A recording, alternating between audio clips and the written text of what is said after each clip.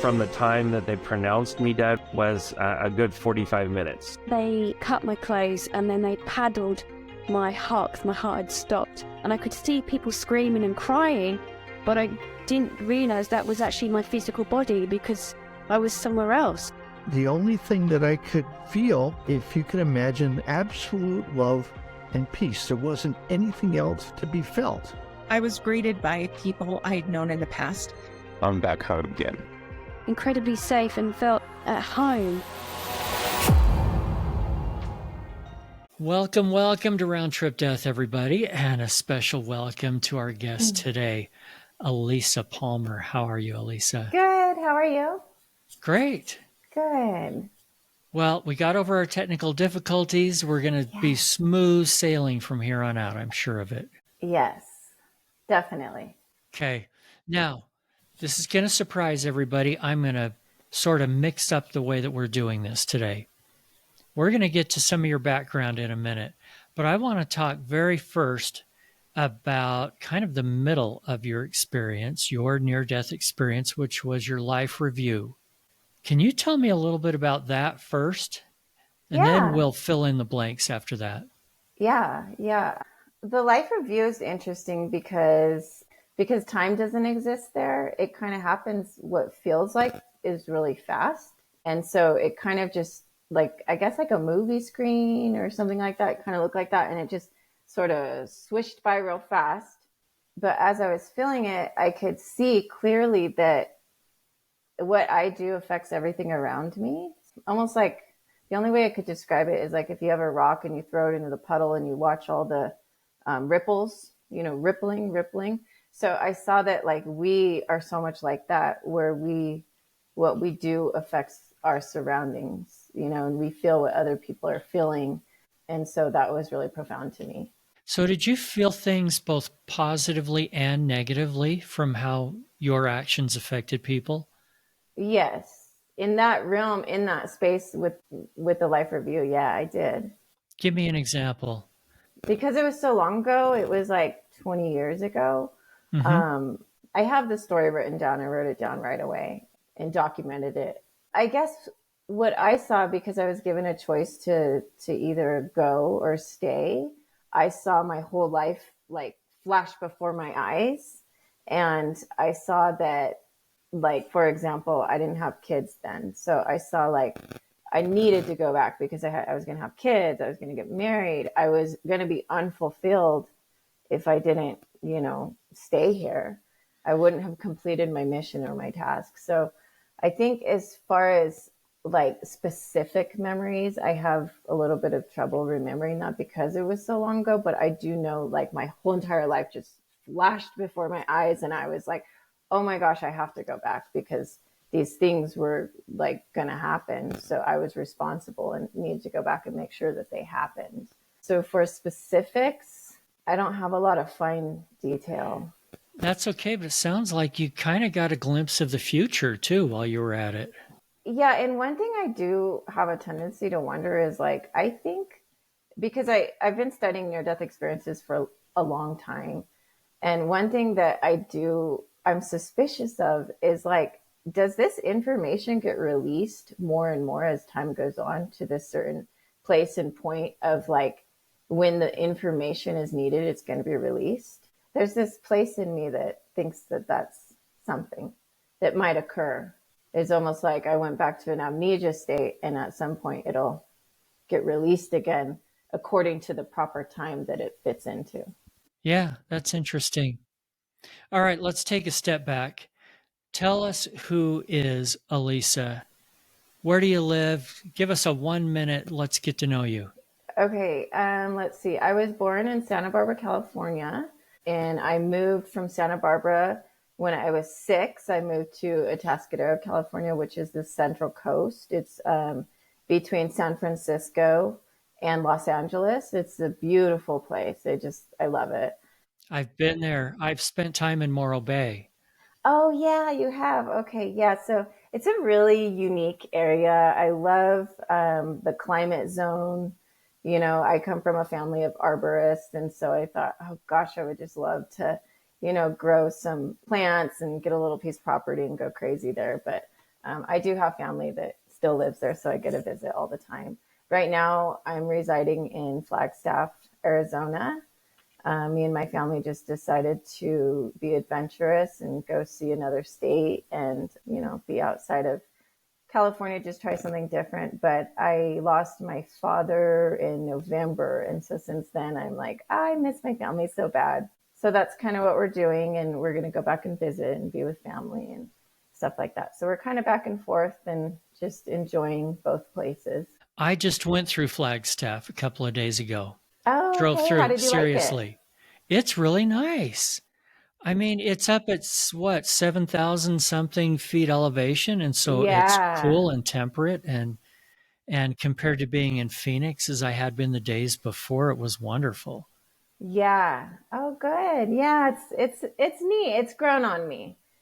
Oh, and I homeschool my kids. I have 2 kids. I've been homeschooling them for a while. I have 4 brothers and sisters. We're all really close.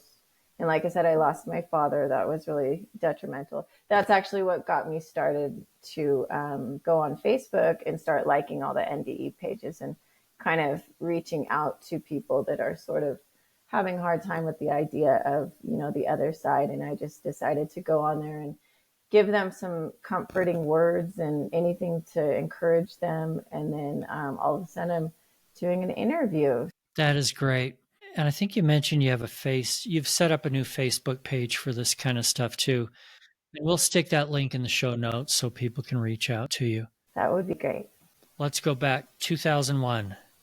This is when the big accident happened. What was going on then? So I was with my friend Alex. We had these other friends, a couple of ours that were like, come to Las Vegas with us. And my friend Kim, she set it up and was just really excited. So we went over there, we met up with them, or we tried to go over there. On the way, I was driving the car. Alex had fallen asleep and it was like 12:10 at night because when the car hit, it hit my watch and that's the time it stopped. So anyhow, as I was driving, there was another car that was coming towards me. It was a one-way highway, so it started coming towards me. As it was coming towards me, I tried to veer over to avoid the car, but it was too late. So that car hit mine at an impact of 130. Both cars bounced back. As soon as we bounced back, I was like kind of pinned in the vehicle, and I'm like it was dark. I couldn't see. So I'm putting my arms up kind of like to feel stuff. And I felt all this liquid on me and I'm like going, what in the world? So I put my arm up and I go to kind of just feel around. And then all of a sudden I could see, because you could see with, I don't know, the moon or there was some sort of light and it was my forearm sticking up. So I went and I touched it and I was like, oh my gosh, I realized what was happening. And I started to scream. And then as I was screaming, there was a guy who knocked on my window. I hear knock, knock, knock. And I was like, what the heck? So I was just out of it, obviously. And he says, help's on the way. And I'm like, oh, okay. Like just out of it, not really, seeing what was going on. So then Alex was next to me. He was passed out because he got hit real hard in the head. And then I had the whole engine come in and it had my legs pinned in the car. And so when help came, they got Alex out. Then they had to come around and get me out with Jaws of Life because I was so pinned in there. So then they got the Jaws of Life, pulled the door off. And then the lady, there was a female, and she said, what's your name? And I was like, she yelled real loud because I think she could see I was kind of like in and out of like, like losing a lot of blood. So she thought she was going to lose me. So she started yelling like, what's your name? And I'm like, Alisa. And she's like, how old are you? Started asking me more questions to keep me going. And then I would kind of like, as she was asking me, I would drift off. And as I was drifting, it was like I was above my body and I just went, I guess like a tunnel. I guess you could describe it like a tunnel, but I know I was above my body. I was in this other realm, in this other space. And then when I was there, I felt so good and so great and so wonderful. And I was like, this is like the best feeling ever. this is where my memory is just, because it's been so long, it's not so coordinated, specific. It's kind of all over the place. But I know I had the near death experience during that time. And I was like begging God, like, please take me home. Please take me home. And then that's when, no, wait, I saw after I was begging God, he showed me the near death experience. And then that's when I saw, okay, I can't go home with God, because it was literally like begging him, take me home, take me home. This is my home. I knew it was my home. I recognizes it as my home. I had no doubt in my mind, this is where I belong. So God gave me the life review. He showed me that I was not finished clearly, but I saw it. And because I have free will, I came back. I chose to come back and finish up the mission that we have, because we all have these different missions that we're supposed to do. And God let me know, through all this telepathically, like, I have these gifts, as we all do, and that I need to go back and do whatever it is I'm supposed to do and finish my life. And as far as the specifics on the life review, I wish I had a little bit more detail in my mind, but that's where I think at some point maybe this information will just sort of get unlocked. I'm hoping. I feel like it's sort of, it's locked in there somehow. Yeah. There are a lot of people that this comes back to little by little. Some remember all of their NDE immediately. Yeah. One person I talked to recently didn't remember any of it for 3 days, and then all of it came to him. Yeah, I took 10 days to even remember right after my accident. Yeah. And then there are some people that it kind of comes little by little, and you're like, I remember that. That's not that. This isn't just a dream. I remember that specific, real kind of thing. So, yeah, that's okay. Tell me, I want more detail. How did you know you were having a conversation with God? Did you see a being? Did you feel it? Give me more detail. I was in the presence of the light. I know that there was light. It was very just bright and beautiful. It was almost like it was alive, I guess, in a sense, like spirit. I guess that's the only way to describe it. But it was definitely a very, very beautiful light, and a familiar light, and a light that I recognized. It was like somehow I knew that when I was in that place, I had made plans with this light, God. For me, that's what I think of it as, is Jesus or God. I know everybody's different, and I have the utmost respect for everybody's beliefs as they feel, because that's just who we are. We got to be different, and God made us that way. So I love that. But it was just an all-entrenching, beautiful light, love, a space that you can't describe.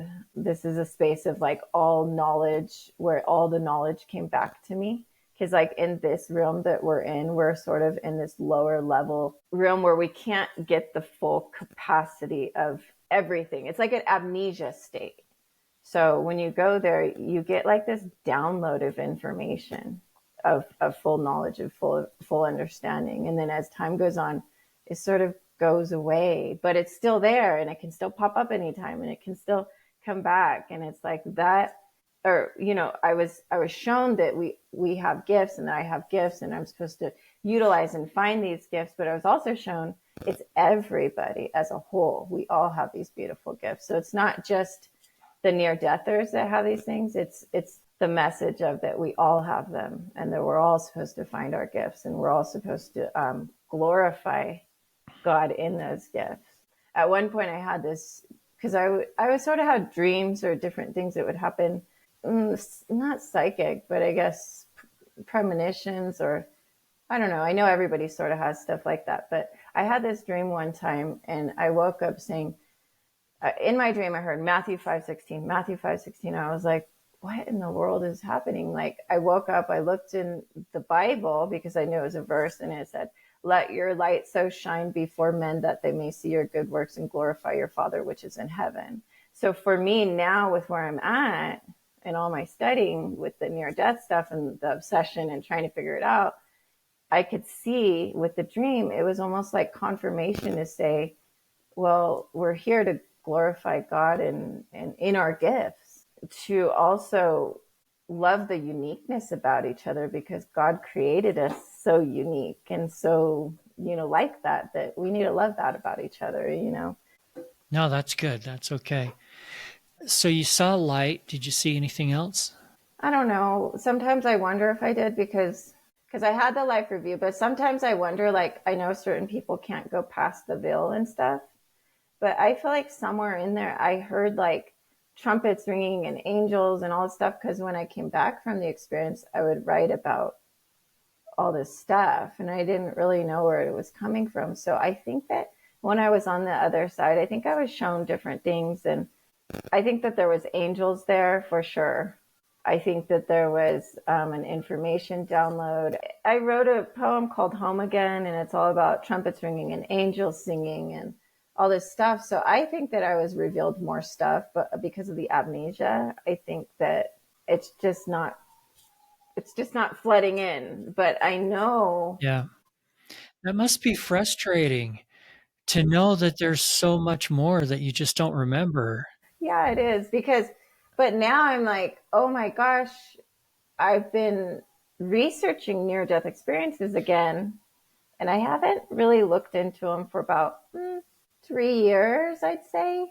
And now that I'm looking into them versus before, it's way different than it ever was. And I've been researching near-death experiences since 2001, since my car accident. And this is different this time around. It's not the same because of all the information that everyone is putting out there.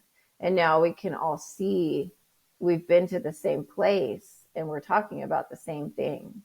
And that's powerful for me because I've been on this study for so long and it's been just part of my life and part of who I am.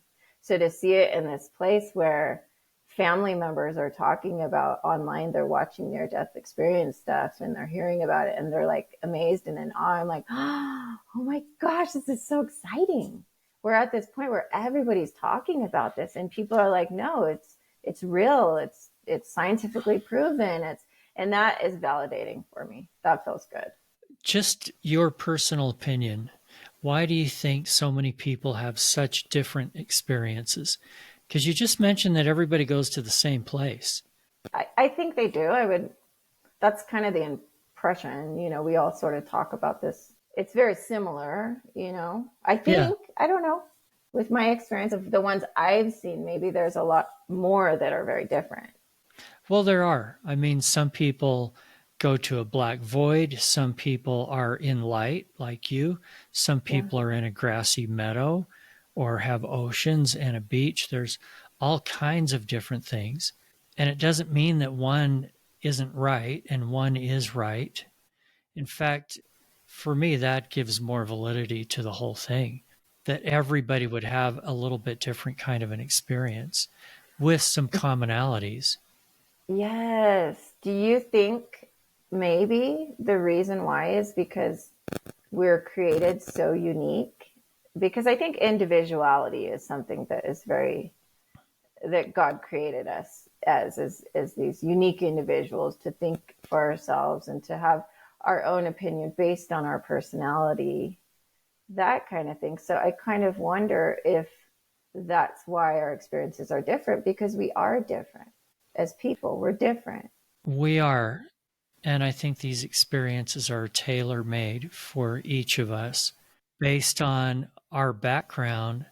If somebody grows up one way and they have an experience that is so out in left field from there, I don't know, maybe they have a hard time processing that versus something very familiar to them. Yeah. Or very comforting to them. But this isn't about my opinion. It's about yours. You're the guest today. But that's I agree with you. I think that you have a point, and I think that God is so individual with us and with who we are. And I think that's kind of fitting to say, yeah, I think God does it individual per person and what's going to be comfortable and what's going to be okay. And I think we also have different, things that we battle within ourselves. And maybe, there's different places that we have to go to in that spiritual realm to kind of work through this type of stuff. I think that he or she or our creator, I think that our creator makes it unique for us for our learning experience. because only he knows, only our creator knows what is best for us, and our creator knows us better than anybody else, in anybody, because he created us. So he's probably going to create these unique scenarios to fit what is going to help us grow, is my thought. That makes sense to me. And it shows a great respect for individuality of everybody. Oh, yes. I'm very big on making that a point, because we live in a world right now where everything is kind of working against itself, sort of this chaotic space that we're in. And I think that the only thing that can really combat that is love, unconditional love, where you're like, this person really does care, and I think that's a good way to combat a lot of that, because it's just not working for our society so far. Speaking of love, you said at the beginning of this experience how good it felt. Wherever you were, how good it felt. Tell me a little bit more about that. Well, I was trying to describe it the other day, and I wrote it down because I was like, how do you really describe heaven or that realm? Let me grab this book, because I think I might have wrote it down in here. And I was just kind of trying to go through what I thought would describe the heavenly realm. So I just wrote like a list of all the things that would describe it. And okay, so I wrote a list, because I was like, how do I describe that side? Like, I don't even know. I don't think there's actually words to describe heaven, but I'm going to try. So I wrote, the other side is a place of peace, love, joy, bliss, empathy, happiness, laughter, victory, celebration, colorful, musical, bright, adoring, warm, fuzzy, sparkly, connected, loved, reunited, home, unified, blessed, wholeness. No words can fully explain the spec of what this means. So there's just no words that can, I think, because in this realm, we're not elevated to that level and that degree. This is like a realm where you can experience things in this realm to learn and to grow, but in heaven, only love can exist there. So you can't bring this type of stuff to the heavenly realm. We can only do this type of growth here. Can I ask about one of the words on your list? And that was a lot. You went fast. But one that stuck out to me as being unusual was the word victory. Yes. How did that come to your mind? Victory is a good word, because in love, there's victory. In love, it's everything that we could ever dream of. It's a place of where we're meant to be, where we are. We're meant to be in that space. So that's where the victory is at. The victory of like, we're coming home, we're here, we made it, we graduated. When we come to this earth, it's a huge accomplishment, and it's not easy. And I'm pretty sure God knows that. It is not easy. So when you come home, I believe you have like a graduation. And so in that graduation, in that celebration, in that space, there's a victory, because you did it, you accomplished it, you made it. Your victory is in love, because God is love. So your victory is to be back with where you came from. Does that make sense? Yeah. Yeah, I like it. Let's get back to the traffic accident. Tell me how badly you were hurt and what your recovery was like. Let's see. I had 2 broken legs, a broken arm. I was hit on the head really hard from impact from, I think, the vehicle, and also the, what is it called? The big puffy thing that comes out. The airbag. Yeah, thank you. I'm sorry. I like the big puffy thing better. I wish it were a giant marshmallow. That would be better. I know. It felt like a marshmallow after it hit me really hard. After it knocked your lights out. So my forearm, I'm really glad I have a forearm, because I almost lost it. It was literally like hanging from skin. Here's, let me see. So right here. You're showing me a scar? Yeah, this Whoa, scar. cool. Yeah, and then I have this It's a tattoo that I got when I was younger. I actually want to redo it, but so I put that there, and then I got my 2 legs were broken, and then I was in a wheelchair for a while, but I was just really happy because I was alive. And the car accident was also on Mother's Day.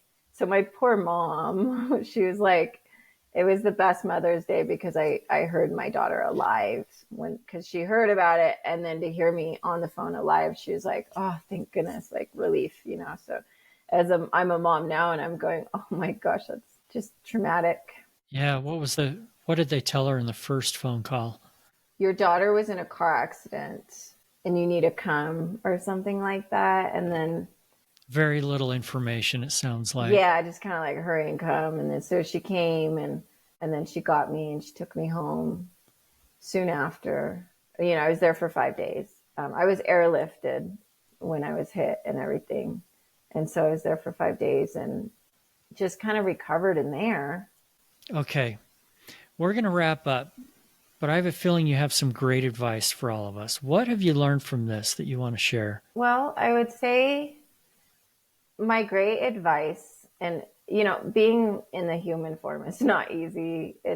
But that's why we're here, to learn and to grow, because God knew, I think he knew it wasn't going to be easy, but he never leaves us. He's inside of us. For me, is the refreshing thing about being alive is that we're not alone. We never are alone.